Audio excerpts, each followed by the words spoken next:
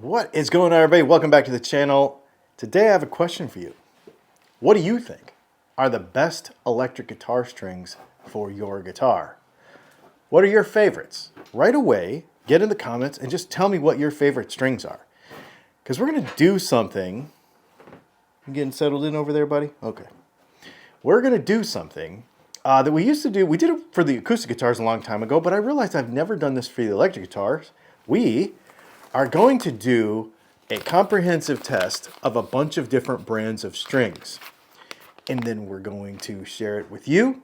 And actually, I invite you to do this test along with me. I will leave a list in the description of this video of all of the strings that we're going to use. I'll tell you what they are in a few minutes.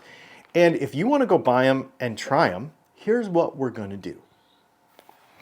I got 10 sets of popular strings, according to the interwebs and all of you, because I asked all of you a couple of weeks ago. We are going to put them on a guitar consistently once a week. So I'm going to change. I'm going to play for a week. I'm going to try to play like 15, 20 minutes a day, every day for about a week. And then we're going to swap and go to the next set. And we're going to try to determine a few things. Every week, I'm going to make a video that is a summary of that particular set of strings, okay? Kind of on its own. And then at the end of it, 10 weeks, because we got 10 sets, then I'm going to do like a full-on synopsis video of everything I think and maybe pick my favorite one. Now, we know that this is very subjective, right? Everybody likes different stuff. But here's a couple of things that we're going to try. I made a list because I want to be consistent for myself about this. And you, like I said, could buy us all these strings and try this with me and see if you come up with different results based on how you play guitar and your guitar, okay? So there's a few things that we're going to go over. We're going to look at our clean tones and our gain tones. I made a list. Open chords, bar chords, single note lines, see how they sound with clean and with gain, okay? We're going to kind of evaluate the smoothness of the strings, the flexibility and stiffness as we bend, how they vibrato control, you know, just kind of the overall playability of that. Finger noise, that's a big one. People really find finger noise super annoying. And then we're going to look at, obviously, tuning stability. We're going to look at when we bend and we let go, does it return to pitch properly? We're going to talk about that because setup comes into that in a minute, but we'll talk about that in a minute.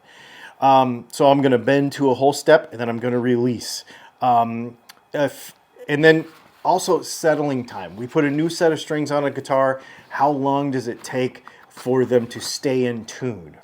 The other thing we're going to look at is longevity expectations, okay? So we want to see the stability as we play them, and after a week of playing them every day, I'm not real corrosive. My hands aren't real corrosive on strings, but I just want to see how they sound because we're going to record it before and after. We also want to think about the behavior of breaking, right? Does it feel like they're going to break? Does it feel like we're going to have instability on one string or the other based on how we play, right? Because we can have one dead string in a set sometimes. That can happen. So all those things are going to be things we look at. The guitar that we're going to use for this is going to be my Texas Toast Challenger. This has got a set of my P90s in it. And the reason I picked this guitar is a 24/7 scale guitar. The reason I picked this guitar is because I play it the most. This is the guitar that I am very, very familiar with this guitar. Like, I know how it sounds. I know how it feels. I know how it's a very stable guitar, right? So any deficiencies in tuning stability won't be up to the guitar itself. It'll actually just be the strings if there are any.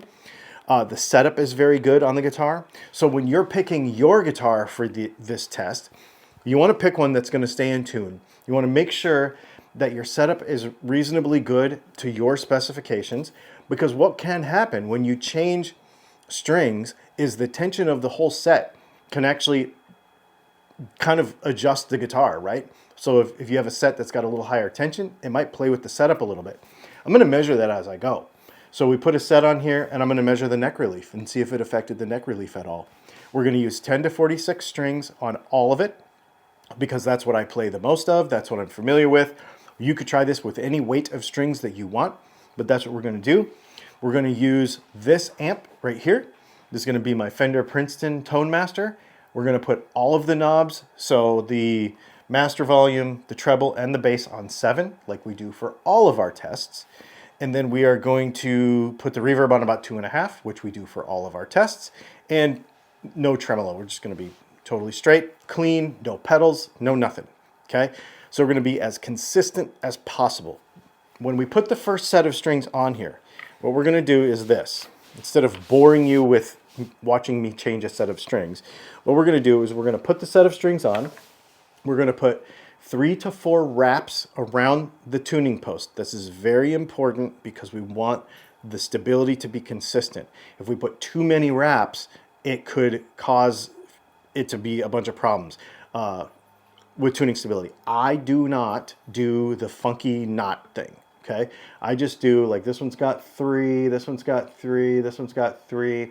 I do about 3 wraps around, right?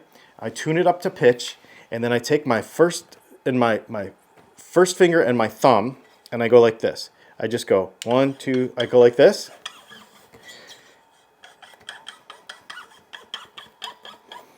And I do that twice. I'm going to do that twice on every string. And what that's going to allow that to do is it's going to set the little kink down here at the saddle. It's also going to set it into the tuning keys. And then from there, I'm going to retune it to pitch. My results in the past have been that it comes down to about a half step or a full step when you do that. I'm going to retune it to pitch, and then I'm going to start my testing there. So then I'll play for 15 or 20, 30 minutes and see if I have to retune, how much it drifts. I'm going to take notes on all of it. And then in the weekly video, I'm going to give you a report based on the things that we talked about just now. And then we'll just kind of do a whole synopsis of it at the end. It's a lot of work, but it does one thing. It encourages me to play every day. So that's what I'm going to do. Because of the video schedule, the way it works around here, we come up with videos like Monday, Wednesday, and Friday, and then Tuesday and Thursday are live streams. So I think probably next Wednesday, I'm going to put a new set of strings on this guitar. I'm going to play it for a week. And then I think on Wednesdays is when we're going to do our test video for the next 10 weeks as we go through the sets of strings.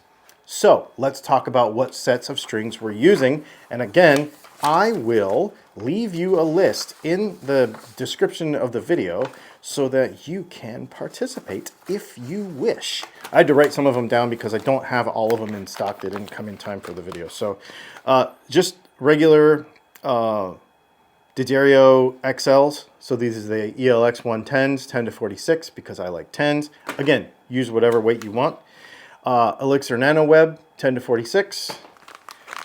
Cobalt Slinky, 10 to 46. Regular Slinky, 10 to 46. And then Stringjoy Orbiters, because I wanted to try a couple of different coated sets of strings, because Elixir and Orbiters are both coated strings, so we wanted to try those. And then the strings that I have coming that didn't come yet are the D'Addario XS, the white package ones, NYXLs, because we really like those, DR Tight Fits, Dunlop Nickel Wounds, and GHS Boomers. So those are kind of some of the most popular strings around. And so what I want to do is, again, get your thoughts on this. Get in the comments and let me know. This is going to be really fun. It's going to be a lot of work. It's going to be a lot of production, but I think it's going to be really, really fun.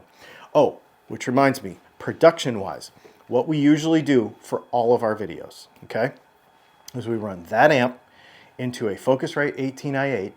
We set the level to make sure it doesn't clip.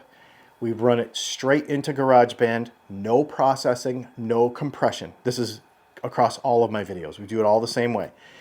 We dump the audio into Final Cut Pro, which is what we use to edit our videos. And then all we do is we just sync it up to the video, right? Because the audio and the video are shot separately, you know, on different tracks.